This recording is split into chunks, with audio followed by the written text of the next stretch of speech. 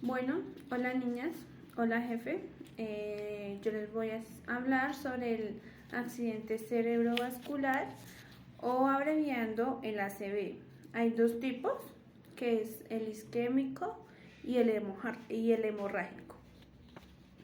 Bueno, para entender un poquito más sobre esta patología, vamos a primero a saber qué es un accidente cerebrovascular.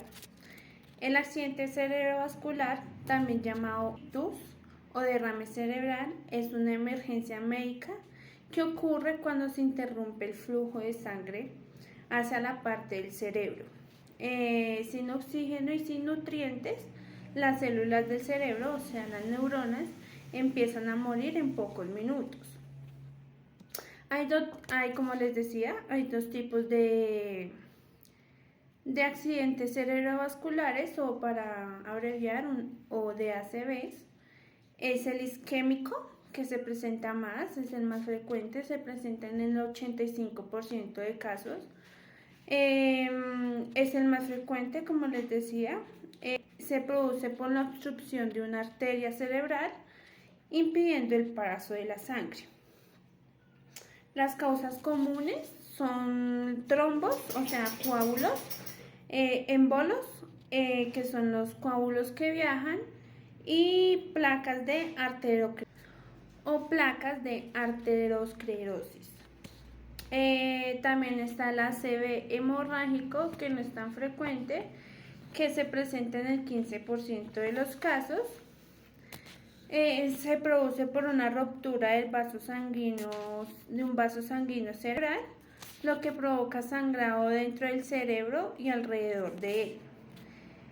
Las causas comunes es la hipertensión arterial no controlada, aneurismas, malformaciones vasculares y traumatismos.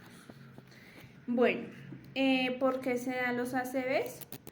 El ACV isquémico se da por arteriosclerosis, que son depósitos de grasa de las arterias que las estrechan.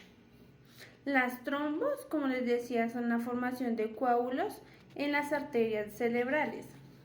Y los embolos son coágulos formados en otras partes del cuerpo que viajan al cerebro, frecuentemente en la fibrilación articular. El ACV hemorrágico se da por la hipertensión arterial crónica, esa es la principal causa. Aneurismas cerebrales, dilataciones en los vasos que se rompen, traumatismos cerebrales, cráneoencefálicos, o sea, por un golpe contundente, en malformaciones arteriovenosas y uso de anticoagulantes o trastornos de la coagulación. Bueno, los manejos para estas patologías serían: para el ACV isquémico es el diagnóstico rápido, un TC o una resonancia magnética cerebral.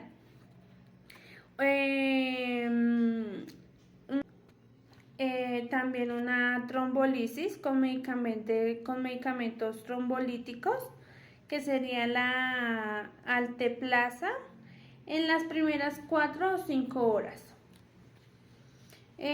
Una trombectomía mecánica si hay un gran vaso afectado, o sea, si hay un vaso de sangre muy afectado. Control estricto de presión arterial, glicemia, oxigenación y temperatura. También se utiliza la profilaxis de tromboembolismo venoso. Para el ACV hemorrágico, el control estricto de la presión arterial, por lo que les decía, la principal causa del ACV hemorrágico es la hipertensión arterial. Control estricto de la presión arterial para evitar mayor sangrado, suspender medicamentos anticoagulantes, neurocirugía si es necesario, evacuar el hematoma o reparar un aneurisma. control del edema cerebral y presión intercraneal. Soporte vital en unidad de cuidados intensivos, o sea, en la UCI. Los cuidados de enfermería sería la valoración neurológica. En esto, en los cuidados de enfermería vamos a usar mucho la tabla de la escala de Nice, también la de Glasgow, la de pupilas, movilidad y lenguaje, monitorización de signos vitales, tensión arterial, frecuencia cardíaca, oxigenación y temperatura, control riguroso de la presión arterial, control de la glucemia, prevención de complicaciones, úlceras por presión, trombosis venosa profunda, infecciones respiratorias. Asegurar al paciente de riesgo de caídas y aspiración. Ayudar en la alimentación, valorar la deglución en el riesgo de broncoaspiración, por lo que son pacientes, digamos, esto se trata más en el ACV isquémico. Facilitar la comunicación si hay afasia, fomentar la movilización precoz y soporte emocional al paciente y a la familia. Bueno, las complicaciones sería edema cerebral, aumento de la presión intracraneal, convulsiones,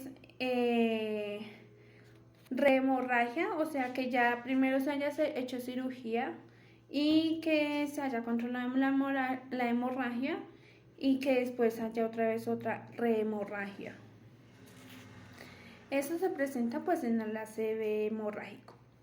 Una trombosis venosa profunda, neumonía por aspiración, úlceras por presión, depresión post al accidente cerebrovascular, disfagia persistente, o sea, la dificultad para tragar, déficits neurológicos permanentes, que sería la hemiparesia, la afasia y alteraciones cognitivas. Bueno, los signos y síntomas para esto dependen del área cerebral afectada, pero los más comunes son debilidad o parálisis súbita en la cara, brazo o pierna, usualmente en un lado del cuerpo. Alteración del habla, pérdida de visión en uno o en ambos ojos, alteración de la marcha, desequilibrio o coordinación, confusión mental, pérdida de conciencia. Ese es más frecuente en el ACV hemorrágico.